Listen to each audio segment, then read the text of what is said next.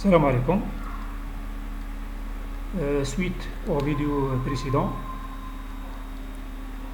je vais essayer maintenant de calculer la somme des valeurs, des valeurs propres pour confirmer qu'elles sont égales à l'inertie. Donc, voici la formule. Normalement, la somme des lambda égale la trace de la variance égale à 47,52. On va voir ça par l'application. Donc, je vais premièrement calculer l'inertie. CTRL-C, CTRL-V, puis donc, je vais calculer la trace. Compute, matrice, et trace. Donc, elle est égale à 47,52. Je vais calculer cette somme.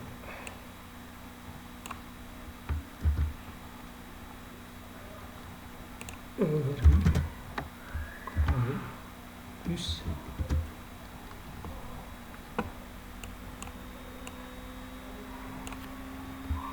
C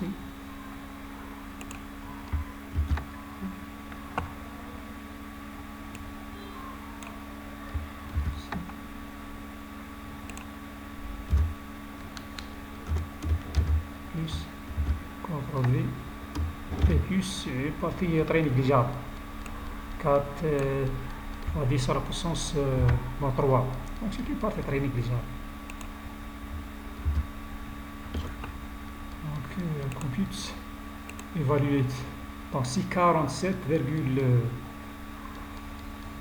7,52. Ici il y a une marque. On va voir que cette valeur 10 à la puissance 2 et 10 à la puissance 3, ce sont des valeurs négligeables. Ça, c'est très important, puisque nous avons parlé dans l'introduction du chapitre que l'ACP sert à minimiser le nombre d'axes. C'est-à-dire gagner une meilleure représentation des données ou bien perdre un peu des données en minimisant le nombre d'axes pour la représentation.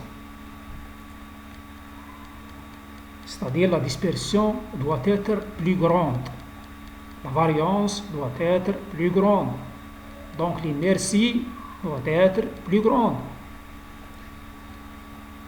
Donc comment on va déterminer ça?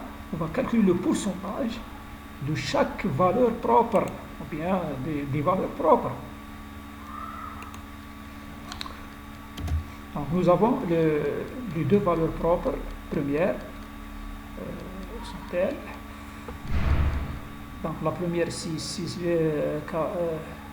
41.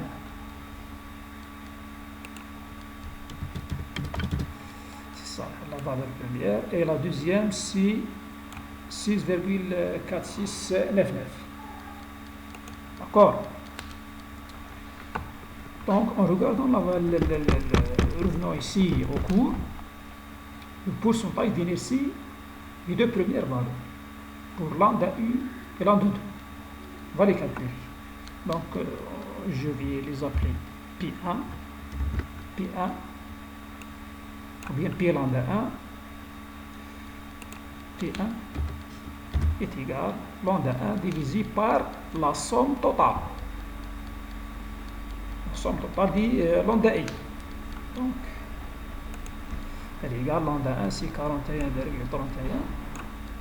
CTRL-C, CTRL-V, divisé par 47,52.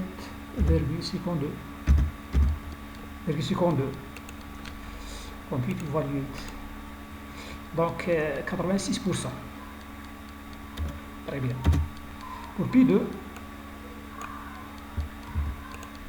CTRL-V, pour P2,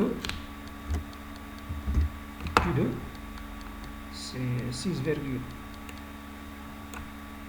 CTRL-C,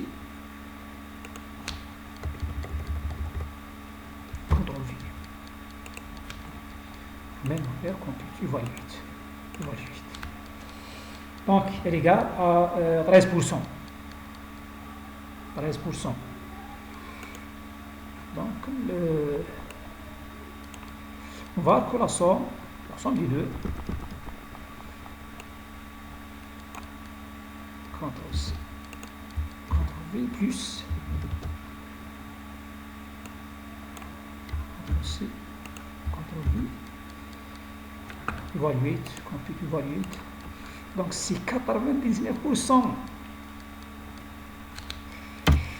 Donc, on conclut ici